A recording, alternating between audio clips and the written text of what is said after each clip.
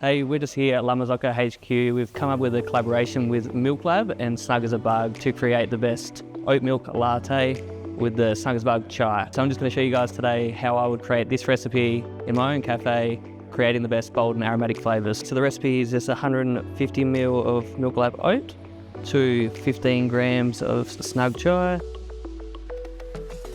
And I'll always give it a bit of a stir in the jug prior to steaming.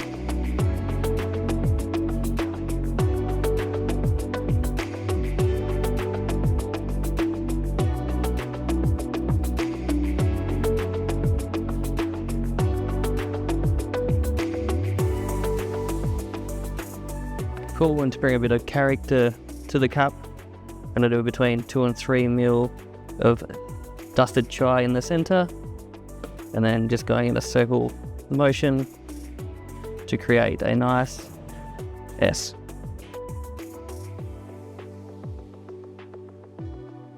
Perfect hints of cloves, cinnamon, and then settled extremely nicely, not too sweet with the MILKLAB oat milk.